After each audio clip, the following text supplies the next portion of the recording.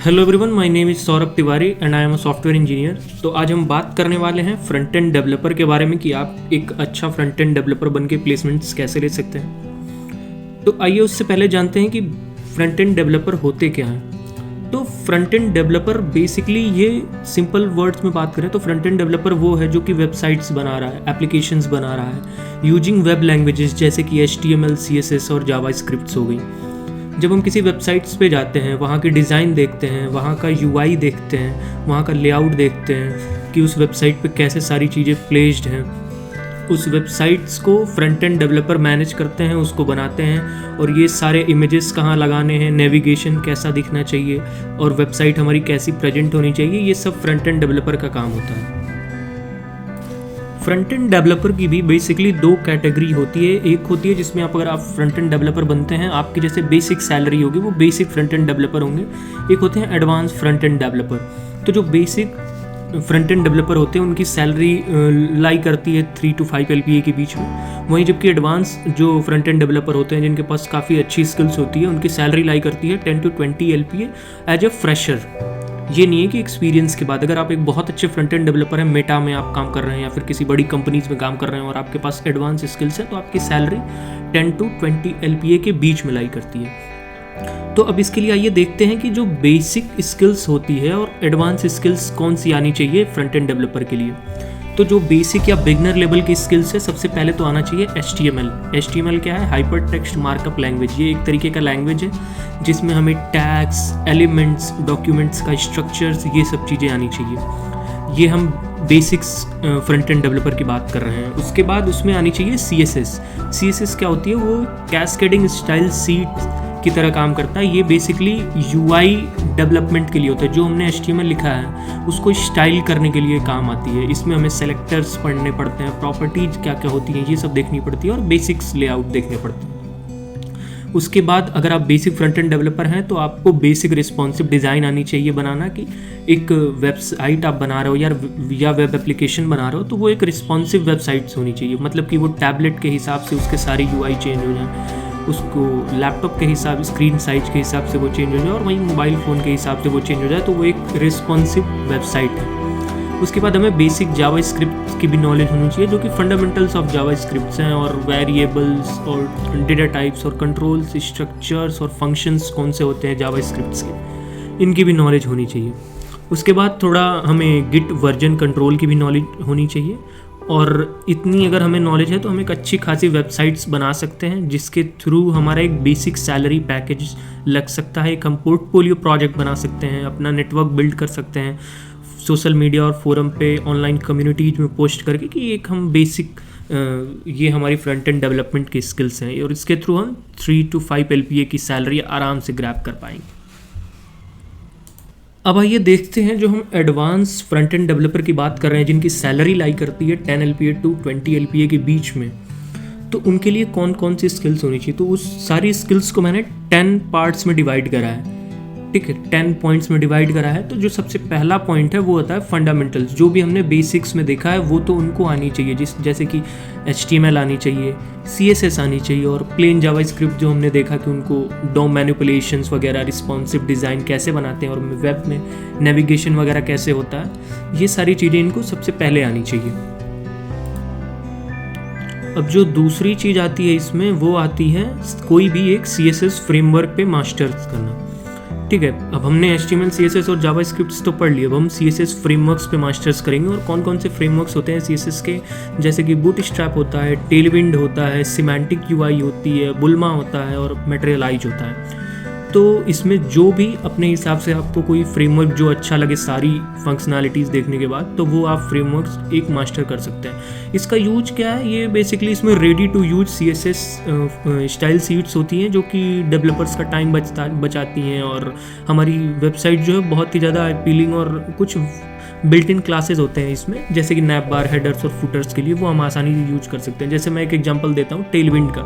अगर हमने टेलविंड के फ्रेमवर्क करी हुई है, तो टेलविंड क्या है, अगर हम इनलाइन CSS लिख रहे हैं टेलविंड की, तो उसमें बेसिकली हमें अगर बैकग्राउंड कलर लिखना है तो सिर्फ BG लिख के हम आगे कलर दे सकते हैं। लेकिन अगर टेलविंड का यूज नहीं कर रहे हैं, हम बेसिकली सिर्फ HTML और नॉर्मल CSS जावास्क्रिप्ट से चीज़ें कर रहे हैं, अपनी वेबसाइट में, तो हमें CSS में जाके अलग से फाइल बना के या लिखनी पड़ेगी पूरी चीज़ें कि बैकग्राउंड कलर पूरा वर्ड लिखना पड़ेगा। तो ऐसी छोटी छोटी चीज़ें हैं जहाँ पे हमारा ये फ्रेमवर्क्स बहुत ज़्यादा काम आते हैं। अब तीसरी जो चीज़ आती है वो आती है CSS के किसी प्री प्रोसेसर्स पे कमांड करना। इसका काम क्या है, बेसिकली जब हमारी CSS फाइल जो होती हैं वो साइज में बड़ी हो जाती हैं और उनको हैंडल करना बहुत चैलेंजिंग हो जाता है, तब काम आता है CSS प्री प्रोसेसर्स का। इनके हेल्प से हम क्या कर सकते हैं, जैसे कि कुछ ऑटोमेट रिपीटेशन टास्क होते हैं, एरर्स रिड्यूस कर सकते हैं। बेसिकली हम क्या कर सकते हैं, इससे वेरिएबल्स हो गए, फंक्शंस हो गए, मिक्सिंग्स हो गए, इनहेरिटेंस अपनी CSS फाइल्स में ला सकते हैं। ठीक है, तो CSS के जो सबसे फेमस प्री प्रोसेसर्स हैं वो हैं SACSS और SCCSS। उसके अलावा स्टाइलस और लेस भी है, लेकिन जो सबसे ज़्यादा यूजफुल है और जो सबसे ज़्यादा कमांडिंग प्री प्रोसेसर है CSS का वो है SACSS और SCSS। अब चौथी चीज़ आती है कि जावास्क्रिप्ट के फ्रेमवर्क को सीखा जाए। जावास्क्रिप्ट का फ्रेमवर्क प्री रिटन कोड होते हैं जो कि फीचर्स ऐड करते हैं। तो इस फीचर्स के वजह से क्या होता है कि हमें जो कोड है वो स्क्रैच से लिखने की ज़रूरत नहीं पड़ती है। हम फ्रेमवर्क्स का यूज कर लेते हैं तो सारी जो इन्हेंस्ड फंक्शनैलिटीज़ हैं वो अपने आप हमारे कोड में आ जाती हैं। तो जो जावास्क्रिप्ट के पॉपुलर फ्रेमवर्क्स हैं वो हैं एंगुलर, रिएक्ट और Vue.js। तो ये जो हैं ये और भी हैं जावास्क्रिप्ट के पॉपुलर फ्रेमवर्क, लेकिन हम इनमें से कोई भी सीख सकते हैं। तो इनकी वजह से क्या हो जाएगा कि हमारा जो स्क्रैच से लिखने का कोड जो है वो काम हट जाएगा। हम इनहेंस फंक्शनैलिटीज़ वाले कोड इनको यूज करके ही ला सकते हैं। तो इसीलिए बहुत सारे फ्रंट एंड डेवलपर क्या करते हैं कि इनको प्रेफर करते हैं, जावास्क्रिप्ट के फ्रेमवर्क को प्रेफर करते हैं बजाय प्लेन जावास्क्रिप्ट लिखने के। अब जो पांचवी चीज़ आती है जिस पे हमें सीखना है एडवांस फ्रंट एंड डेवलपर बनने के लिए, वो है कि स्टेट मैनेजमेंट लाइब्रेरीज के बारे में हमें पता होना चाहिए। और कौन कौन सी स्टेट मैनेजमेंट लाइब्रेरीज़ हैं वो, जैसे कि Redux हो गई, Vuex हो गई, NGRX हो गई और XState हो गई, और भी हैं जावास्क्रिप्ट के फ्रेमवर्क के साथ आती हैं। तो इन पे हमें कमांड होना चाहिए। ये क्या करती हैं, स्टेट मैनेज करती हैं हमारे वेबसाइट्स की। अब जो छठी चीज़ आती है वो आती है कि हमें पैकेज मैनेजर के बारे में पता होना चाहिए। Package manager front end development में बहुत अच्छा रोल प्ले करता है। ये बेसिकली क्या करता है कि ये अलाउ करता है हमें इंस्टॉल करने के लिए, अपडेट करने के लिए, अपने सॉफ्टवेयर पैकेजेस को मैनेज करने के लिए, और जो हमारी प्रोडक्ट है उसकी डिपेंडेंसीज वगैरह को मैनेज करने के लिए हमें पैकेज मैनेजर के बारे में आइडिया होना चाहिए। तो पैकेज मैनेजर बहुत ज़्यादा यूज किए जाते हैं, जैसे कि NPM हो गया और यार्न हो गया। NPM मतलब नोड पैकेज मैनेजर।